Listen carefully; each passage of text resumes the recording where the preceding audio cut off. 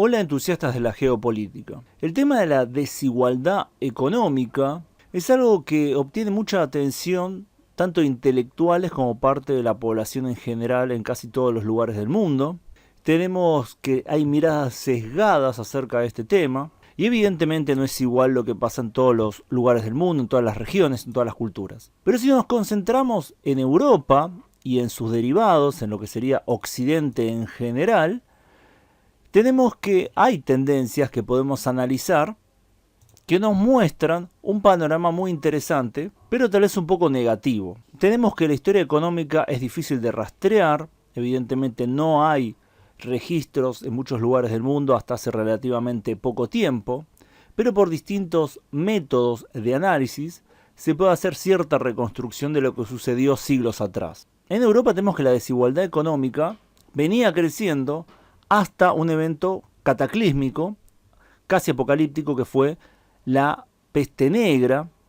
Esta pandemia que duró de 1347 al 52 dejó como consecuencia en el plano económico una creciente igualdad. Es decir, dado que los sueldos reales empezaron a subir como consecuencia de la escasa mano de obra que había en ese momento en muchas zonas de Europa. A esto también hay que sumarle que el precio de las propiedades cayó significativamente, bueno, que muchas propiedades directamente quedaron sin usar, muchos terrenos también.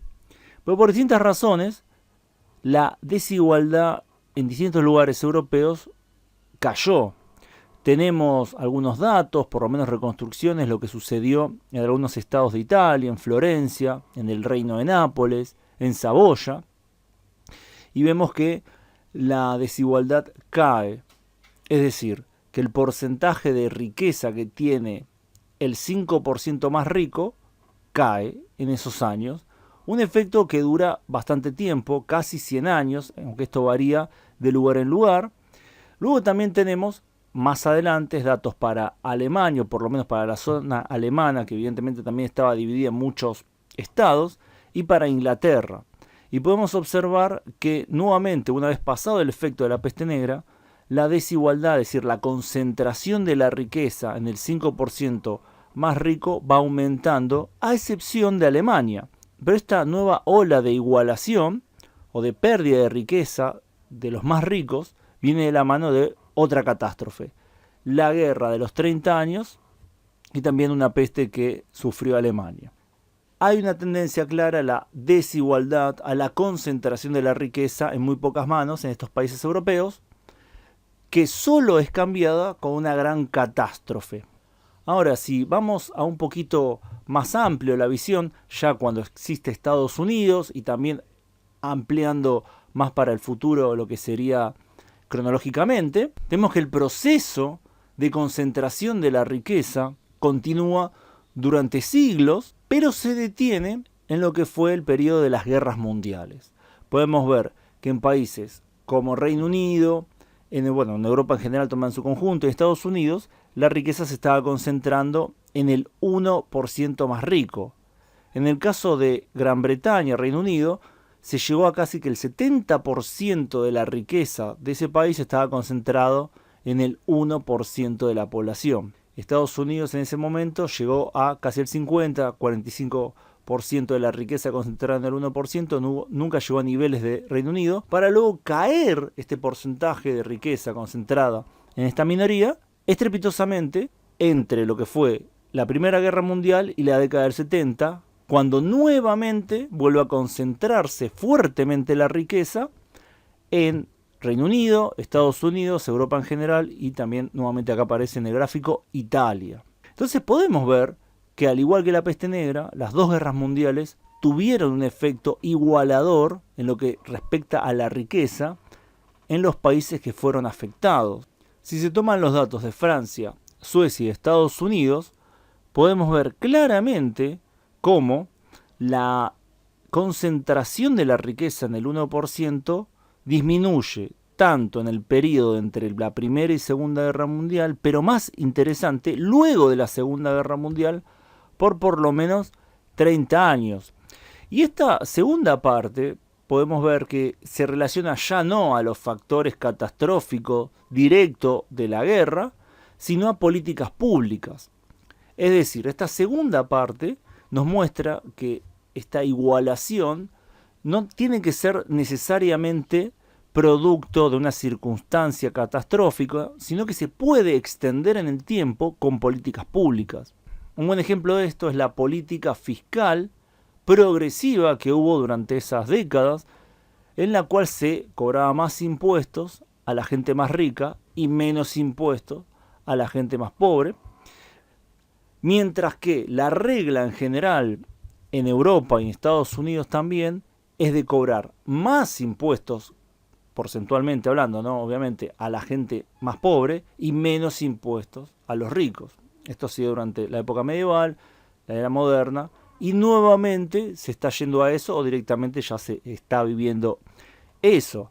Ese sistema regresivo en el cual se cobra más impuestos a los pobres, porcentualmente con respecto a su ingreso, ¿no? Obviamente estoy hablando de eso, no solo que garantiza la desigualdad, sino que la va profundizando año a año.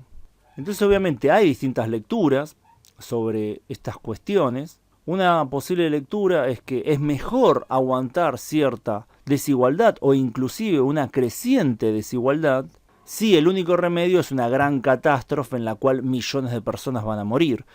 Hay muchos intelectuales y estudiosos que dicen eso, es mejor este sistema muy desigual, ya que la respuesta a eso sería una catástrofe. Otros, sin embargo, dicen, bueno, si bien las catástrofes fueron el puntapié para que se dieran estos cambios, no necesariamente tiene que ser así, es decir, la era de la posguerra, con el estado de bienestar en muchos lugares del mundo, nos muestra que se puede hacer esto artificialmente o mantenerlo artificialmente a través de medidas tales como la obra pública, como un sistema de impuestos progresivo, bueno, distintos programas sociales, etcétera, etcétera. Se puede llegar a tener una sociedad relativamente igualitaria. Obviamente en esta sociedad igualitaria también hay gente que tiene mucho más dinero que otro, obviamente, pero no concentra tanta cantidad de riqueza, mientras que durante casi toda la historia lo que primó siempre fue no solo la desigualdad, sino una creciente desigualdad. Yéndonos más atrás también hay algunos indicios de que hubo otro periodo también de igualación social, de igualación de riqueza, que fue el fin del Imperio Romano. Entonces tendríamos tres momentos: el fin del Imperio Romano, la peste negra y las dos guerras mundiales, en los cuales en los países occidentales se vivió una igualación. Obviamente nunca una igualación total, pero sí que el porcentaje de riqueza que tenía, sea el 1% o el 5% más rico, cayó significativamente. Si vemos los gráficos, cómo está la situación hoy en día, vemos que todavía no se llegó al nivel de desigualdad que había previo a la Primera Guerra Mundial. Sin embargo, esta desigualdad sigue creciendo.